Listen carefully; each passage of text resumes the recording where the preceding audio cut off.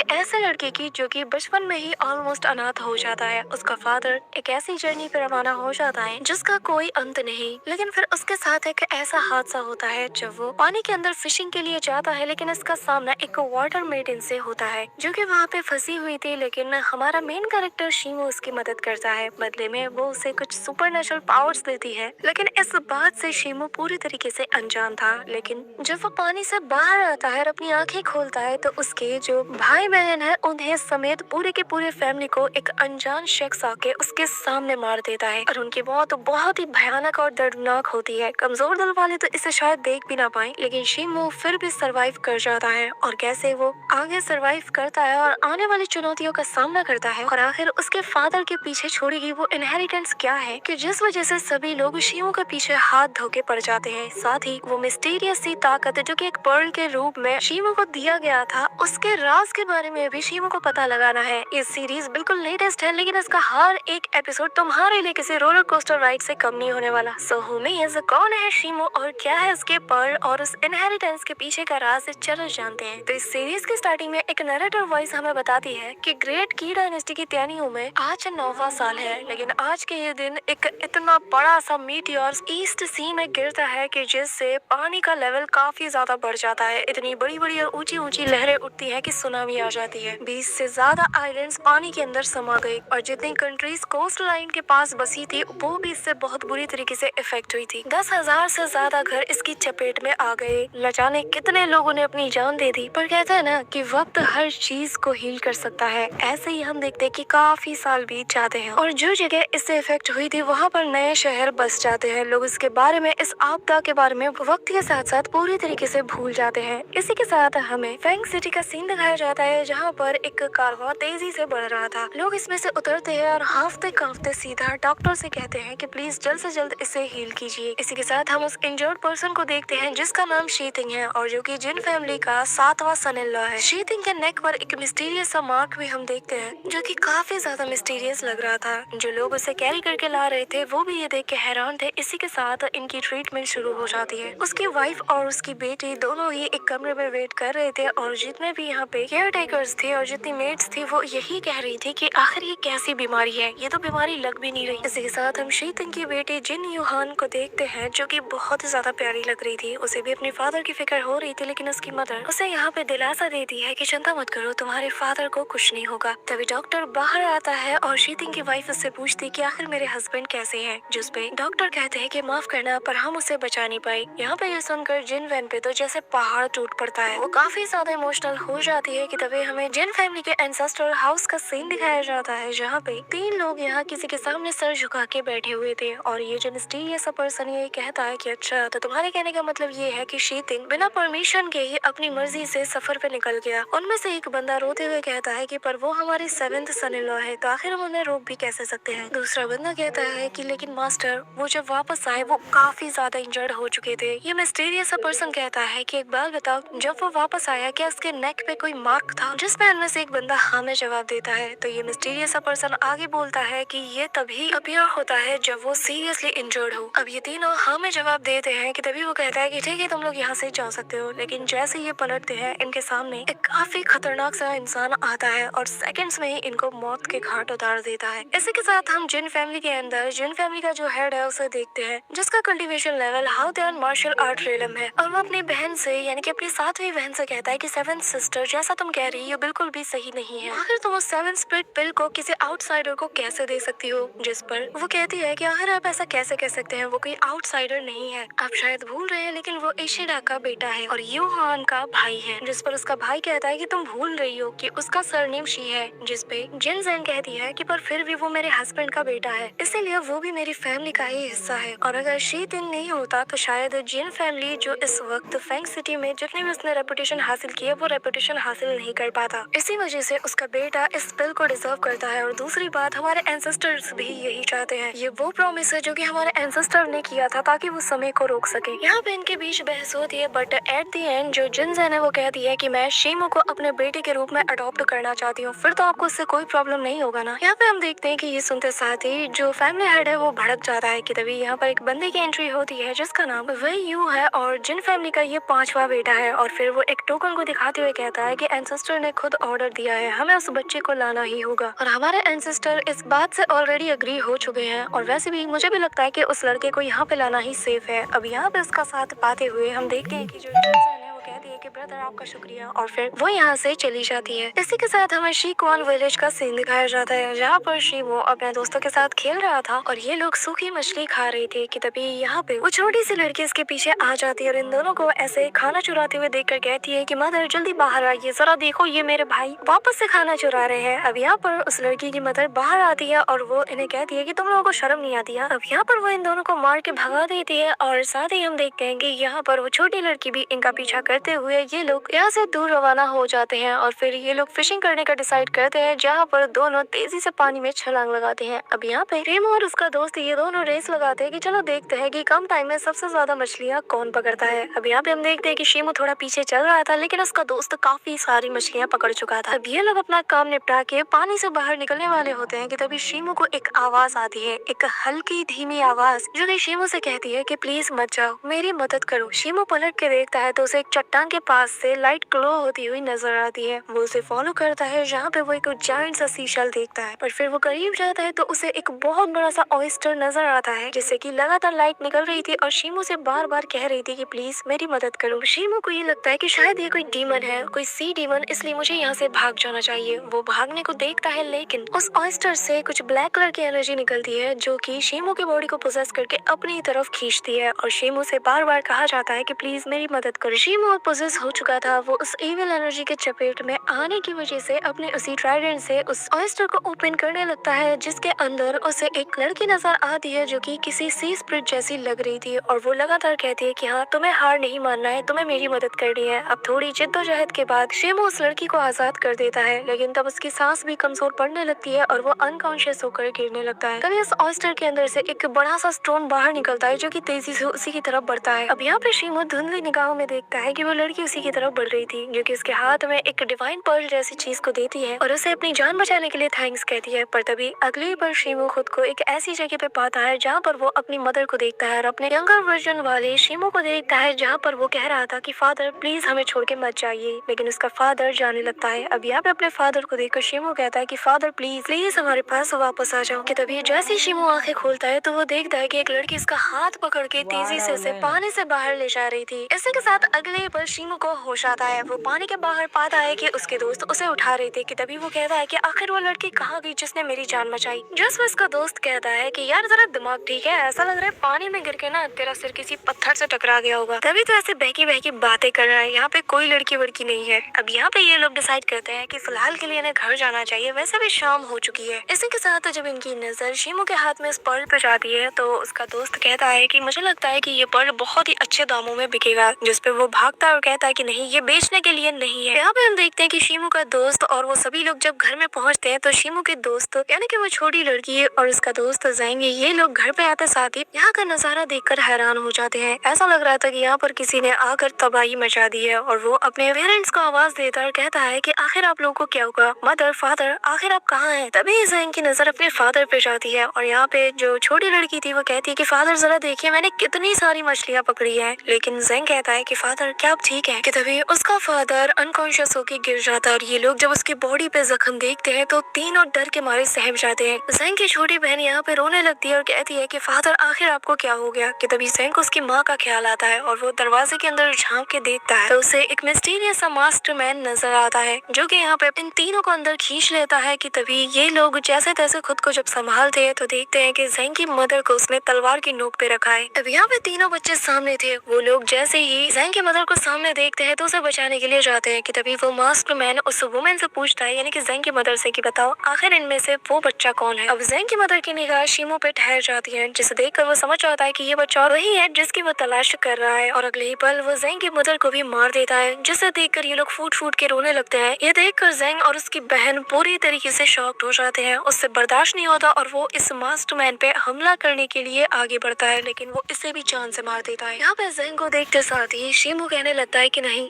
ऐसा नहीं हो सकता। यहाँ पे जेंग को मरा हुआ देखकर अब वो उसकी बहन को बचाने के लिए दौड़ता है। शिमू उसे पकड़ लेता है और कहता है कि प्लीज इसे छोड़ दो, लेकिन ये मास्क्ड मैन अपने वेपन को जेंग के पेट से निकालते हुए अब सीधा शिमू की तरफ बढ़ता है। यहाँ पर वो उसे मार के गिरा देता है और उससे उस बच्ची को अलग कर लेता है। यहाँ पे हम देखते हैं कि बेचारी शाओ शाओ तो समझ ही नहीं पा रही कि आखिर उसके साथ क्या हो रहा है। उसकी आंखों के सामने उसके पेरेंट्स मारे जा चुके हैं, उसका भाई मारा जा चुका है और अब उसकी बारी। अब ये मास्टर मैन ने सीधा अपनी तलवार को शाओ शाओ के सर के ऊपर तानता है, जो देखकर शिमू कहता है कि देखो, तुम्हें मुझसे जो चाहिए तुम ले लो, तुम्हें अगर वो पर्ल चाहिए तुम वो भी ले सकते हो, लेकिन प्लीज इसे जाने दो। जिसपे ये मास्टर मैन कहता है कि ठीक है, अगर तुम यही चाहते हो तो मैं इसे आजाद कर देता हूँ। ये कहते साथ ही वो अपनी तलवार को सीधा उसके सर पे गड़ा देता है, जिससे बेचारी शाओ शाओ वहाँ पे अनकॉन्शियस होने लगती है और ऑन द स्पॉट इसकी मौत हो जाती है। उसके सिर से खून बहने लगता है और ये देख कर शिमू का हो जाता है। उसे समझ नहीं आ रहा था कि अब वो क्या करे। और जब ये मास्टरमैन अपनी तलवार को निकालता है तो शिमू के फेस के ऊपर शाओ शाओ के खून के छींटे पड़ते हैं। ये देखकर शिमू का दिल और जोर जोर से धड़कता है। उसे सारा नजारा याद आता है कि सेकंड्स में उसके दोस्त, उसके माँ बाप सब कुछ मारे गए, उसका अब यहाँ इस दुनिया में कोई नहीं रहा। यहाँ पे वो पागल हो जाता है। अब वो इस आदमी को मारना चाहता है और कहता है कि मैं तुझे नहीं छोड़ने वाला। और जैसे ही वो उसे मारने को चाहता है, ये बंदा उसकी तरफ मुड़ता भी नहीं और पीछे से ही अपनी तलवार उसके आर पार कर देता है, जिसके साथ ही वो उसे दूर गिरा देता है और इस जगह को आग लगाकर यहाँ से जाने लगता है। शिमू यहाँ कतराते हुए भी कहता है कि मैं तुम्हें नहीं छोड़ूंगा, मैं तुम्हें मार डालूंगा। तभी शिमू के पास जो वो डिवाइन पर्ल था वो उसके कपड़ों से बाहर निकलता है, जिसके बाद जैसे ये पर्ल यहाँ ब्लड को सेंस करता है तो वो अपनी डिवाइन एनर्जी को रिलीज करता है और वो एनर्जी उसके बॉडी में समाते हुए उसके ब्लड सेल्स के जरिए से वो उसकी जो सोल है उसे अवेकन करता है और इमीडिएटली इसकी बॉडी के जितने भी वाउंड्स थे ये पूरी तरीके से हील होने लगते हैं। वो जख्म भी भर जाता है, लेकिन यहाँ इस जगह में आग लग चुकी थी कि तभी रात हो जाती है और फिर हम यहाँ पे कुछ लोगों को आता हुआ देखते हैं और ये लोग असल में जिनसेन ने ही भेजा था ताकि वो शिमू को उसके पास ले आए। अब यहाँ पे जब ये लोग आग लगा हुआ देखते हैं चारों तरफ तो ये समझ जाते हैं कि शायद इन्हें आने में देरी हुई कि तभी यहाँ पर इन लोगों को शिमू नजर आता है, जिसके हाथ में वही डिवाइन पर्ल मौजूद था। ये लोग जैसे तैसे करके शिमू को यहाँ से बचाते हैं और उस कैरेज के अंदर रखते हैं, लेकिन सभी का ये सवाल होता है कि आखिर ये बच्चा इतनी बुरी तरीके से इंजर्ड होने के बावजूद कैसे ठीक हो सकता है। जिसपे दूसरा बंदा कहता है कि हमें भूलना नहीं चाहिए कि ये शीतिंग का बेटा है, तो ये ऑर्डिनरी नहीं हो सकता। इसी के साथ शिमू वापस से बेहोश हो जाता है और जब वो अपनी आंखें खोलता है तो वो खुद को उसी जगह पे पाता है जहाँ पर उसके दोस्तों के साथ वो रहा करता था। यहाँ उसके दोस्त अपने पेरेंट्स के साथ थे और वो लोग उसे खाने पे बुलाते हैं। शिमू भी खुशी खुशी उनके पास दौड़ते हुए जाता है और घर में एंटर होते ही कहता है जेंग, शाओ शाओ, आखिर तुम लोग कहाँ पे हो। कि तभी यहाँ पे जेंग उसके पीछे हाथ रखता है और वो उसी अधमरी हालत में होता है और उसके पूरी बॉडी से खून निकल रहा था। वो यहाँ पे कहता है कि तुम्हारी वजह से, सिर्फ तुम्हारी वजह से हम सभी मारे गए। शिमू, आखिर तुम हमारी जिंदगी में क्यों आए। यहाँ पे शिमू काफी ज्यादा डर जाता है, पर तभी जैसे वो पीछे मुड़ता है तो उसे जेंग के पेरेंट्स नजर आते हैं। सभी लोग उसे घेर लेते हैं और अपनी मौत का जिम्मेदार शिमू को ठहराते हैं। जिसके बाद शाओ शाओ भी उसका हाथ पकड़ती है और कहती है कि बिग ब्रो कहती थी मैं आपको, आखिर आपने ऐसा क्यों किया, आपकी वजह से मैं मारी गई। ये कहते साथ ही वो उसका गला दबाने लगती है कि तभी ये नाइटमेयर खत्म होता है और शिमू जाग जाता है और चिल्लाते हुए कहता है कि नहीं, वो मैं नहीं था, मैंने तुम्हें नहीं मारा। कि तभी यहाँ पर जैसे उसे हो जाता है तो वो खुद को एक अलग ही जगह पे पाता है और पास बैठी लिटिल हुआन भी कहने लगती है कि मदर, मास्टर, भैया को होश आ गया है। यहाँ पर लिटिल युनहुआन को देखकर जो शिमू है उसे लगता है कि शायद ये शाओ शाओ है और वो कहता है कि तुम बिल्कुल ठीक हो। और तभी जब वो अपनी आंखें साफ करता है तो उसे पता चलता है कि ये उसकी शाओ शाओ नहीं है। इसी के साथ वो यहाँ पर उससे पूछता है कि आखिर तुम कौन हो और ये जगह कौन सी है। कि तभी यहाँ पर युनहुआन की मदर आती है और वो बताती है कि ये जगह फैंग सिटी में मौजूद है और तुम इस वक्त जिन फैमिली के हाउस में हो और ये वही घर है जहाँ पर तुम्हारा पिता भी रहा करते थे और मैं तुम्हारे फादर की ही वाइफ हूँ, तुम मुझे स्टेप मदर भी कह सकते हो। जिसके बाद वो जिन युनहुआन को इंट्रोड्यूस कराते हुए कहती है कि आज से ये तुम्हारी छोटी बहन। यहाँ पर लिटिल जिन हुआन उसे देखकर स्माइल करती है। शिमू को यहाँ पे कुछ भी समझ नहीं आ रहा था। जिन जेंग उसे बताती है कि चिंता मत करो, तुम्हारे फादर ने अपने आखिरी समय में मुझसे कहा था कि मैं तुम्हारी देखभाल करूँ, इसी वजह से आज तुम यहाँ पे हो और अब से मैं ही तुम्हारी देखभाल करूंगी। यहाँ पर ये सुनकर शिमू कहता है कि उस इंसान का मेरे सामने नाम मत लो, वो मेरा फादर नहीं है। कि तभी उसके चेस्ट में पेन होता है और यहाँ पे जिन जेंग उससे कहती है कि खुद पे बोझ मत डालो, रही बात तुम्हारे फादर की तो वो हमारी जिन फैमिली की वजह से ही मारे गए हैं। जिस पर शिमू कहता है कि जिन फैमिली और मेरे फादर से मेरा कोई लेना देना नहीं, मुझे यहाँ से जाना है। ये कहते साथ ही वो जाने लगता है, जो देखकर जिन जेंग कहती है कि जरा मुझे एक बात बताओ, तुम अपनी इतनी कम उम्र में ऐसी कंडीशन में यहाँ इस पूरी दुनिया में सर्वाइव कर पाओगे। तुम्हारे पास सिर्फ दो ऑप्शन है, पहला ये कि तुम तुम्हारे पास्ट में जो कुछ भी हुआ उसे भुलाकर अपनी जिंदगी की नई शुरुआत करो और मॉडेस्टी के साथ जियो, और दूसरा बिल्कुल अपने फादर की तरह जिंदगी को जियो जैसे कि उन्होंने पूरी जिंदगी एक एक मार्शल आर्टिस्ट के तौर पे बिता दी।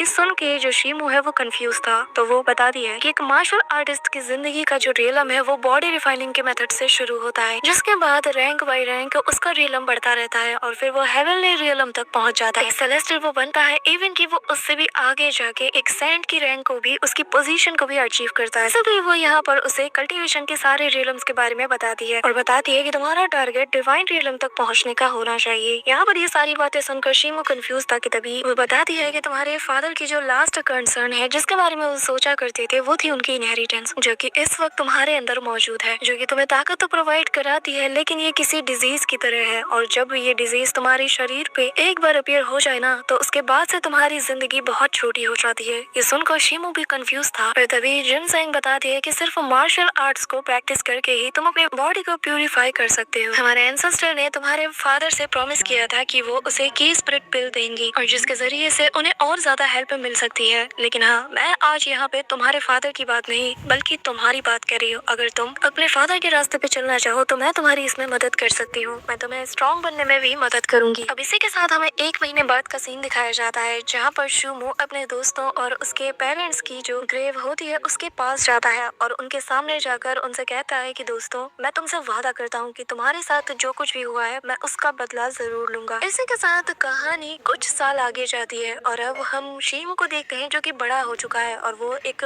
बोर का शिकार कर रहा था और हमें दिखाया जाता है कि ये अब एक मार्शल आर्टिस्ट बनने के रास्ते पे निकल चुका है और ये 11वें रैंक पे। और तुम देख के ही बता सकते हो कि अभी से इसका लुक जो है वो थोड़ा थोड़ा यीशेन जैसा है। यहाँ पे शीमू अपने एक सिंगल स्लैश अटैक से ही इस जंगली बोर का शिकार कर लेता है और अब अपने कंधे पे उठा के इसे लेके दौड़ रहा था कि तभी उसके पास वो जो पर्ल था वो अचानक से ग्लो करने लगती है। और यहाँ पे शीमू की नजर जैसे उस पे जाती है तो वो मन में कहता है कि जब जब मैं किसी बड़े खतरे का सामना करने वाला होता हूँ तब ये ऐसे ग्लो करती है। ऐसा लगता है कि जैसे ये मुझे वार्न कर रही हो एक ऐसे अनजान खतरे से जो कि बहुत ज्यादा खतरनाक है। यहाँ पे वो जंगली पोर को जमीन पर लिटाता है कि तभी उसकी नजर सामने वाले टेम्पल पे जाती है तो वो वहाँ पे जाके थोड़ी छानबीन करता है और दरवाजे के बाहर से वो देखता है कि अंदर 2 लोग मौजूद हैं जो कि बिल्कुल सही सलामत लग रहे हैं। और यहाँ शीमू को ये बात कंफ्यूज करती है कि आखिर इतनी खतरनाक जगह पे ये दोनों लोग ऐसा सही सलामत कैसे हो सकते हैं। और उन्हें देख कर ही समझ आता है शीमू कि ये दोनों मार्शल आर्ट्स को परफॉर्म नहीं करते, तो आखिर ये लोग कौन है। फिर तभी उसे लगता है कि शायद ये लोग मुसाफिर होंगे, इसी वजह से वो दरवाजा ओपन करता है। यहाँ पर उसके ऐसा करते साथ ही जो पास में लगे ट्रैप्स है वो एक्टिवेट हो जाते हैं। बहुत से तीर उसकी डायरेक्शन में बढ़ते हैं लेकिन शीमू उन्हें बहुत इजीली उन्हें डिस्ट्रॉय कर देता है। लेकिन वो हैरान था कि आखिर ऐसी जगह पे कोई ट्रैप क्यों सेट करेगा। यहाँ पर हम देखते हैं कि जैसे ही शीमू को ये बंदा देखता है तो वो उस पे एक हिडन नीडल से अटैक करता है जो कि काफी तेजी से शीमू को लगने वाला था, लेकिन एंड मोमेंट पे वो डॉज कर जाता है और कहता है कि ये तो एक हिडन वेपन है। यहाँ पे वो बंदा वापस से उस पे अटैक करने को चाहता है लेकिन उसका डिवाइस एंड मोमेंट पे काम नहीं करता, जिसे देखते साथ ही यहाँ पे वो लड़की इसके आगे आ जाती है और एक लड़की पे शीमू कैसे हाथ उठा सकता था, इसी वजह से वो रुक जाता है। लेकिन वो बंदा भी उस लड़की को अपने पीछे करते हुए कहता है कि शूनर, क्या तुम पागल हो गई हो? आखिर तुम खुद की जान को खतरे में कैसे डाल सकती हो? अब यहाँ पे वो अपनी तलवार को इन दोनों पे तानता है और कहने लगता है कि बताओ आखिर तुम दोनों कौन हो और यहाँ एक टेम्पल के अंदर लोगों के लिए ट्रैप्स क्यों लगा रहे हो? अब ये बंदा शीमू को रिस्पेक्ट के साथ कहता है कि नौजवान, जरा मेरी बात सुनो, असल में हम दोनों यहाँ से गुजर रहे थे, हमारे पास जाने की कोई जगह नहीं, तो तभी हमें ये टेम्पल नजर आया, इसी वजह से हमने यहाँ पे आके शेल्टर लिया। लेकिन तभी जंगली बोर और बीस्ट की आवाजें यहाँ पे हमें सुनाई देने लगी और उनसे बचने के लिए ही हमने ट्रैप सेट किए। लेकिन अनफॉर्चुनेटली किसी जंगली जानवर की जगह इस मैकेनिज्म को आपने ट्रिगर किया और मैंने भी आपके हाथ में तलवार और अदर चीजें देखकर आपको कोई लुटेरा समझ लिया और आप पे हमला किया, इसलिए मैं माफी चाहता हूँ। मैं बस अपनी बेटी को लेकर कुछ ज्यादा ही प्रोटेक्टिव हो रहा था। यहाँ पे इनकी कहानी सुनकर जो शीमू है उसे पहले यकीन नहीं होता, लेकिन जब वो चेक करता है तो वो पाता है कि इनके अंदर जो इंटरनल एनर्जी है ये काफी ज्यादा कम है और जिस तरह ये दोनों एक दूसरे को बचाने के लिए टूट पड़े तो वो समझ गया कि जरूर से ये दोनों सच कह रहे होंगे। इसलिए वो कहता है कि ठीक है, माफी मांगने की जरूरत नहीं है, ये बस एक छोटी सी गलतफहमी थी। और अब हमें थोड़ी देर बाद का सीन दिखाया जाता है जहाँ पर शीमू उस बोर को पका के खा रहा था कि तभी वो लड़की जिसका नाम जोंग शिव है वो यहाँ उसे ही देखे जा रही थी कि तभी उसका फादर जोंग मिंग यहाँ पे शीमू से कहता है कि नौजवान, मैं जानना चाहता हूँ कि आखिर तुम इस जंगल में क्या कर रहे हो, यहाँ पे तो बहुत से खतरनाक जानवर हैं। जिस पे शीमू बताने लगता है कि जब मैं फ्री रहता हूँ और मेरे पास करने के लिए कुछ खास ना हो तो मैं यहाँ पे अक्सर शिकार करने के लिए आता हूँ। अब यहाँ पे उसके हाथों में ब्लैक आर्मर्स को देखकर जोंग मिंग कहता है कि ओह, लगता है कि नौजवान आप कोई मार्शल आर्टिस्ट हैं जो कि मार्शल आर्ट को कल्टीवेट करते हैं और अभी जो आपकी फाइटिंग स्किल्स देखा उससे पता चल रहा है कि आप काफी ज्यादा हुनरमंद है। लेकिन मुझे ऐसे सुनने में आया है कि जिनके पास स्पेशल टाइप की ब्लड लाइन होती है, जब वो लोग मार्शल आर्ट को कल्टीवेट मोटिवेट करते हैं तो वो लोग इसके बहुत नई ऊंचाइयों को अचीव करते हैं, ऐसी ऊंचाइयां जो कि ऑर्डिनरी पर्सन हजार साल तक प्रैक्टिस करने के बाद भी अचीव नहीं कर पाता। और जब ब्लड लाइन की पावर अवेकन होती है ना, तो इससे जो इनेट एबिलिटीज होती है ये भी एक्सट्रीम लेवल पे पहुंच जाती है। तो क्या इसका मतलब ये भी है कि आपके पास भी वो ब्लड लाइन की? तभी शिमो कहता है कि नहीं, मेरे पास ऐसी कोई पावर नहीं है, ना ही मेरी कोई स्पेशल ब्लड लाइन है, मैं बस एक ऑर्डिनरी पर्सन हूँ। अब यहाँ पे हम देखते हैं कि इन दोनों को भूख लगती है, जिस वजह से शिमो भी इन्हें डिनर पे इनवाइट करता है, जहाँ से शिमो के इन दोनों के नाम पता चलते हैं और जोंगमिंग कहता है कि तुम मुझे अंकल जोंग कह के बुला सकते हो। अब यहाँ पे शिमो से वो उसका नाम पूछते हैं तो शिमो भी उन्हें अपना नाम बता देता है। अब यहाँ पे इन्हें ठंड लगती है तो वो इन्हें खाने पीने का सामान भी देता है। इसी के साथ जो जोंगमिंग है वो शिमो से कहता है कि देखने से वैसे तुम लगते नहीं कि तुम यहाँ के लोकल हो, लेकिन तुम्हारा जो बिहेवियर है ये काफी ज्यादा अच्छा है। मैं जानना चाहूंगा कि आखिर तुम फेंग सिटी में कहाँ रहते हो? जिस पर वो बताता है कि यहाँ पहाड़ से उतरने के बाद हमें 20 किलोमीटर और डीप में जाना पड़ेगा, वो भी वेस्ट की तरफ। वहाँ पे एक छोटी सी जगह है जहाँ पे मैं रहता हूँ, लेकिन आप लोग बताइए कि आखिर आप लोग कहाँ से आए हैं, कि अब मैं कहाँ से अपनी कहानी शुरू करूँ? असल में हम तो यहाँ पे अपने रिलेटिव से मिलने आए थे कि तभी यहाँ पर जो जोंगमिंग की बेटी है उसका चेहरा उतर जाता है और तभी वो आगे बताता है कि मैंने सुना है कि फेंग सिटी के जितने भी रिस्पेक्टिव फैमिलीज हैं, जिनमें से कि 3 टॉप पे आती है, उनकी अपनी अपनी स्ट्रेंथ है। वो लोग कल्टीवेट में भी काफी ज्यादा माहिर है और मुझे लगता है कि नौजवान तुम्हें शायद उसी किसी ग्रेट फैमिली में से एक से बिलोंग करते हो, है ना? यहाँ पे हम देखते हैं कि शिमो कम्प्लीटली उसके सवाल से डॉज करते हुए कहता है कि अंकल जोंग, आपको कोई गलत फहमी हुई है। असल में मैं तो एक लोकल ही हूँ, बस मुझे थोड़ी बहुत मार्शल आर्ट्स आती है। आखिर मेरे जैसा एक छोटा सा इंसान किसी ग्रेट फैमिली का हिस्सा कैसे बन सकता है और कैसे उनसे बिलोंग कर सकता है? जिस पे वो बताता है कि नहीं, ये जरूरी नहीं है। सुनने में तो ये भी आया है कि वो फैमिली का जो अभी का हेड है उसके पास ज्यादा कुछ खास टैलेंट नहीं है, उसके पास मिड कोर का ही टैलेंट है। उसकी फैमिली स्वॉर्ड्समैनशिप के लिए काफी ज्यादा फेमस है, लेकिन वो तो अपनी फैमिली का 30% पावर भी यूज नहीं कर पाता। उसकी ब्लड लाइन भी ठीक ठाक पावरफुल है, लेकिन अफसोस की बात है कि बेचारा कुछ भी नहीं कर सकता। जिस पे शिमो कहता है कि मैंने तो ऐसा कुछ नहीं सुना। हालांकि फेंग सिटी के अंदर वो फैमिली को काफी ज्यादा रिस्पेक्ट दी जाती है और उनका जो फैमिली हेड है उसके ओवरऑल वर्ल्ड में काफी अच्छे कनेक्शंस भी है। अब यहाँ पे ये लोग बात कर ही रहे होते हैं कि तभी इन्हीं की तरफ एक अनजान खतरा बढ़ता हुआ चला आ रहा था। वहीं दूसरी तरफ जब वो फैमिली का नाम सुनते हैं कि तभी जोंगमिंग बताता है कि वो फैमिली का जो हेड है इस वक्त का, वो और जो शेतिंग है ये दोनों सिमिलर एज के हैं। यहाँ पे अपने फादर का नाम सुनते साथ ही शिमो थोड़ा रुक जाता है और तभी कहता है कि नहीं, मुझे तो इसके बारे में कुछ नहीं पता। कि तभी हम देखते हैं कि यहाँ पर एक बहुत बड़ा सा मॉन्स्टर तेजी से इनकी तरफ बढ़ रहा था और वो इतनी जोर की दहाड़ मारता है कि सभी लोग डर जाते हैं। लेकिन यहाँ पे जो शिमो है वो समझ जाता है कि बाहर कौन है, पर वो इन लोगों को डराना नहीं चाहता तो कहता है कि चिंता मत करो, हमारी फेंग सिटी में जो डिफेंस लगा हुआ है वो बहुत ज्यादा स्ट्रॉन्ग है, लोग उसे निपटा देंगे और यहाँ पे बस छोटे मोटे बीस्ट ही आते हैं। पर तभी यहाँ पे जो जोंगमिंग है वो बताने लगता है कि नहीं, मुझे ये कोई नॉर्मल चीज तो लग नहीं रही, क्योंकि जरा खुद सोचो, नॉर्मली जो पंजों के निशान होते हैं, जो स्क्रैचेस के निशान होते हैं वो जंगली जानवर के होते हैं, लेकिन जब हम यहाँ पे आए थे हमें बहुत बड़े बड़े जो एक दानव के पैरों के निशान है वो देखने को मिले थे। उस फुटप्रिंट को देखकर लगता है कि यहाँ पे कोई नॉर्मल चीज तो है नहीं। और यही नहीं, जो निशान पेड़ों पे देखे गए हैं वो देखकर लग रहा था कि जैसे किसी ने उंगली से बनाए हैं। तो सोचो इतना बड़ा इंसान कहाँ से आ सकता है। कि तभी यहाँ पे ये मॉन्स्टर गेट को फाड़ते हुए अंदर आ जाता है और यहाँ पे जो शिमो के पास उसका पर्ल था ये भी तेजी से ग्लो करता है और वो समझ जाता है कि ये वही खतरा है जिसके बारे में उसका पर्ल बार बार उसे आगाह कर रहा था। यहाँ पे जैसे ही शिमो उस मॉन्स्टर की तरफ देखता है तो वो कहता है कि इसके अपीयरेंस से लग नहीं रहा कि ये कोई जानवर है। कि तभी ये जो ज़ॉम्बी जैसा मॉन्स्टर था ये इन पे टूट पड़ता है। शिमो भी इसका काउंटर करते हुए यहाँ पे अंकल जोंगमिंग से कहता है कि आप लोग जल्द से जल्द यहाँ से दूर निकल जाओ और कहीं पे जाके छुप जाओ, मैं आपके पीछे आता हूँ। इसी के साथ वो यहाँ पर अपने विंड स्टाइल का 13वां फॉर्म यूज करता है और वाइन व्हील नाम का एक बहुत ही तगड़ा वाला स्लैश अटैक करता है, जिससे कि शिमो पूरी तरीके से कॉन्फिडेंट था कि उसका ये अटैक खाते साथ ही ये जो मॉन्स्टर्स है ये मारा जाएगा। लेकिन अगली पल ये मॉन्स्टर वापस से अपने पैरों के बल खड़ा होता है, जो देखकर शिमो भी कंफ्यूज था और हैरानी के साथ कहता है कि क्या मेरा वाइन व्हील अटैक काम नहीं किया, आखिर ऐसा कैसे हो सकता है। इसी के साथ अब ये जो मॉन्स्टर था वो उस पे अटैक को देखता है, जिससे शिमो डॉज कर जाता है और जोंगमिंग और उस लड़की से कहता है कि मैंने कहा यहाँ से जल्द निकल जाओ, क्योंकि इस बीस्ट जैसे ह्यूमन से निपटना काफी ज्यादा मुश्किल है। असल में वो यहाँ पर इन लोगों को पैनिक नहीं करना चाहता था, इसी वजह से बार बार इनसे कहता है कि प्लीज यहाँ से चले जाओ। अब यहाँ का माहौल बिगड़ता हुआ देखकर जोंगमिंग भी समझ जाता है कि उसे अपनी बेटी को लेकर यहाँ से निकलना होगा, तो वो ऐसा ही करता है। लेकिन जैसे इन्हें भागता हुआ देखता है वो मॉन्स्टर अब इनके पीछे हाथ धो के पड़ जाता है। यहाँ पे हम देखते हैं कि ये देखकर शिमो भी उस मॉन्स्टर को रोकने के लिए आगे बढ़ता है, जहाँ पे हम देखते हैं कि ये मॉन्स्टर जैसे इन पे हमला करने वाला था कि तभी शिमो एक जायंट से फर्नेस पे किक मारता है, जो कि सीधा उस मॉन्स्टर के सिर से जा टकराती है और वो वहीं पे रुक जाता है। लेकिन ये जो मॉन्स्टर था ये जैसे इन्हीं के लिए यहाँ पे आया था, अब वो वापस इनकी तरफ दौड़ता है और एक जायंट से पिलर के आर पार अपना हाथ कर देता है। जोंग यहाँ अपनी बेटी को लेके गिर जाता है कि तभी पीछे से शीमो भी दौड़ते हुए आता है और अपने विंड स्टाइल का फोर्थ फॉर्म यूज करते हुए विंड क्लाउड नाम का अटैक इस मॉन्स्टर की तरफ चल देता है। यहाँ पे वो मॉन्स्टर बहुत इजीली इसके अटैक्स को काउंटर करता है और अब इन दोनों के बीच में क्लोज कॉम्बैट चल रहा था कि तभी यहाँ पर शीमो बहुत बुरी तरीके से इंजर्ड हो जाता है। उसे देखकर यहाँ पे जोंग की बेटी उसे आवाज देती है कि तभी उसका फादर उसका मुंह बंद कर देता है और कहता है कि चुपचाप यहाँ बैठी रहो, यहाँ से हिलना मत, मैं जाकर शीमो की हेल्प करता हूँ। और वो जाता है, उस नीडल को पकड़ता है और इस मॉन्स्टर की तरफ थ्रो करता है। यहाँ पर ये नीडल जैसे इस मॉन्स्टर के नेक पे लगता है तो वो शीमो को छोड़ देता है। इससे शीमो को पता चल जाता है कि इस मॉन्स्टर का जो कमजोर एरिया है वो है इसका नेक। यहाँ पे अब ये जो मॉन्स्टर है ये वापस से जोंग की तरफ अपना रुख मोड़ता है, जिसे देखते साथ ही वो अपने इक्विपमेंट्स को भी रेडी कर रहा था। वहीं दूसरी तरफ शीमो भी मौके का फायदा उठाकर उस पे कई सारे अटैक करता है, लेकिन एट द एंड ये जो मॉन्स्टर था ये उसे बहुत बुरी तरीके से मार मार के इंजर्ड कर देता है। इसी दौरान जोंग भी अपने फायर बुलेट के साथ पूरी तरीके से रेडी था। वो एक के बाद फायर बुलेट से उस पर अटैक करता है, लेकिन ये मॉन्स्टर जैसे कोई अलग ही चीज हो, उसे कोई फर्क नहीं पड़ रहा था। वो सारे डैमेजेस अपने ऊपर लेते हुए अब सीधा जोंग की तरफ अटैक को देखता है। जोंग जो कि जमीन पर गिर चुका था, उसके इक्विपमेंट्स में काम नहीं कर रहे थे, यहाँ तक कि उसकी बेटी भी उसे बचाने के लिए आ जाती है कि तभी शिव खुद को संभालते हुए वाइंड वॉरियर वाइंड ब्लेड नाम के अटैक का यूज करने लगता है और एक सिंगल स्लैश अटैक से ही यहाँ पर ये जो मॉन्स्टर था ये जमीन पे धराशायी हो जाता है। शिमू बिना किसी वक्त को गवाए सभी से कहता है कि हमें यहाँ से निकलना होगा। इस मॉन्स्टर का अचानक से यहाँ पे आना बिल्कुल भी सही बात नहीं है। अब ये लोग यहाँ से निकल रहे होते हैं कि तभी जोंग अपनी बेटी से कहता है कि अगर इस बार हम फैंग सिटी में गए तो मुझे नहीं लगता कि तभी वो अपनी बात खत्म नहीं कर पाता और ये मॉन्स्टर उसके कंधे पे हाथ रख के उसे पकड़ लेता है और फिर सीधा अपना हाथ इसके पेट के आर पार कर देता है। ये देखकर जोंग की बेटी पूरी तरीके से शॉक्ड हो जाती है, लेकिन जोंग अपने अंतिम समय में भी उस मॉन्स्टर के हाथ को बहुत टाइटली होल्ड किए हुए था और फिर वो शिमू से कहता है कि नौजवान देर मत करो, जल्द से जल्द इसका गला उड़ा दो। ये देखकर शिमू भी इमीडिएटली अपनी 6th पॉइंट स्पीड टेक्निक को यूज करते हुए आर्मर ब्रेक स्लैश नाम का अटैक यूज करता है, जिससे सेकंड्स में ही वो यहाँ इसके नेक को उड़ा देता है। इसी दौरान यहाँ पे उसे जोंग के पास से एक टोकन मिलता है, जिसे देखकर वो समझ आता है कि ये कोई आम पर्सन नहीं है और तभी वो जोंग के पास जाता है जहाँ पर उसकी बेटी रो रही थी। जोंग उससे कहता है कि आप तो बहुत बुरी तरीके से इंजर्ड हो गए हैं, बस मेरे लिए थोड़ी देर रुकिए, मैं हेल्प लेके आता हूँ। लेकिन जोंग उसे पकड़ लेता है और कहता है कि नहीं बच्चे, अब बहुत देर हो चुकी है। यहाँ पर वो अपनी बेटी से कहता है कि मुझे इस वक्त तुम्हारी फिक्र हो रही है। जो मैरिज एग्रीमेंट वू फैमिली के साथ हुआ था, न जाने मेरे जाने के बाद वो लोग अपने वादे को निभाएंगे भी या नहीं। जिस पे शिमू कहता है कि वू फैमिली के लोग काफी ज्यादा काइंड है, उनकी अच्छी खासी रेपुटेशन है, मुझे यकीन है कि वो लोग अपने वादे को नहीं तोड़ेंगे। जिस पे जोंग कहता है कि बेटा मुझे लगता है कि शायद तुमने अभी तक वू फैमिली का असली चेहरा नहीं देखा। कि तभी वो अपने पास से एक गिफ्ट बॉक्स को निकालते हुए कहता है कि शिमू मैं तुमसे एक आखिरी फेवर चाहता हूँ। जिस पे शिमू भी कहता है कि बताइए अंकल जोंग, मैं आपकी क्या हेल्प कर सकता हूँ। और वो उसे वो बॉक्स देते हुए कहता है कि ये हमारी जोंगशू फैमिली का सबसे प्रीशियस ट्रेजर है और इसके बदले में मैं बस इतना चाहता हूँ कि शिमू तुम मेरी बेटी का मेरे बात ख्याल रखना। या फिर उसकी बेटी रोती हुए कहती है कि फादर मैं कोई अब शादी वादी नहीं करना चाहती, मैं बस चाहती हूँ कि आप जल्द से जल्द ठीक हो जाएं। शिमू भी कहता है कि अंकल मिंग मैं आपके इस तोहफे को नहीं ले सकता और रही बात एंगेजमेंट की या शादी की, मैं ये चीज नहीं कर सकता। जिस पे जोंग कहने लगता है कि आखिर तुम क्या कहना चाहते हो, क्या मेरी बेटी तुम्हारे लिए परफेक्ट नहीं। जिस पे वो कहता है कि नहीं ऐसी बात नहीं है, आप कुछ ज्यादा ही सोच रहे हैं। कि तभी वो अपने दम तोड़ते हुए कहता है कि फिर ठीक है, मैं अब अपनी बेटी को तुम्हारे हवाले सौंप रहा हूँ। ये कहते साथ ही वो अपनी दम तोड़ देता है। इसी के साथ हमें थोड़ी देर बाद का सीन दिखाया जाता है जहाँ पर ये लोग बहुत ही अच्छे से उन्हें दफना देते हैं और यहाँ पे जोंग मिंग की बेटी को रोता हुआ देखकर शिमू कहता है कि अंकल मिंग जा चुके हैं और उन्हें वापस नहीं लाया जा सकता, लेकिन उन्होंने मेरी जान बचाई है और मैं इसका बदला बस तुम्हारा ख्याल रख के ही चुका सकता हूँ, लेकिन मैं इसे एक एंगेजमेंट के तौर पे नहीं ले रहा। ये सुनकर वो जो लड़की थी वो इसकी तरफ देखती है और तभी शिमू बताता है कि असल में मैं जिन फैमिली की जो 7th डॉटर है उसका अडॉप्टेड सन हूँ। इसी के साथ वो उसके फैमिली का उस प्रीशियस बॉक्स को उसे रिटर्न करते हुए कहता है कि मैं आपसे शादी नहीं कर सकता। जिस पे वो कहती है कि सीनियर शिमू मैं भी इस बात को लेकर ज्यादा सीरियस नहीं हूँ, मेरे फादर ने आपसे जो कुछ भी कहा वो बस अपनी बेटी के भलाई के लिए कहा, उसका सोच के कहा है और ये गिफ्ट मेरे फादर ने आपको दिया है तो भला मैं इसे वापस कैसे ले सकती हूँ। यहाँ पर शिमू फिर भी उसे वापस करता है, लेकिन वो बार बार मना करती है तो वो उससे कहता है कि यह आपकी जोंगशू फैमिली का सबसे प्रीशियस ट्रेजर है, तो आखिर मैं कैसे रख सकता हूँ, मैं तो आपकी फैमिली से बिलोंग भी नहीं करता। यहाँ पे हम देखते हैं कि जो जोंगमिंग की बेटी है वो फिर भी इसे लेने से इनकार करती है, जिसपे शिमू कहता है कि ठीक है फिर, जब तक तुम्हारा इरादा बदल नहीं जाता तब तक मैं इसे अपने पास रखता हूँ और हाँ जब तुम्हारा इरादा बदल जाए तो मुझसे मेरे बताए गए ठिकाने पे आकर मुझसे मिल सकती हो। जिसके बाद वो पूछता है कि आखिर तुम्हारे फ्यूचर प्लान्स क्या है, जिसपे वो बताती है कि चिंता मत करो, अगर मेरे फादर ने जैसा कुछ वो फैमिली के बारे में बताया है अगर वो सच है तो फिर मुझे मेरे प्लान्स चेंज करने पड़ेंगे। लेकिन फिलहाल के लिए मैं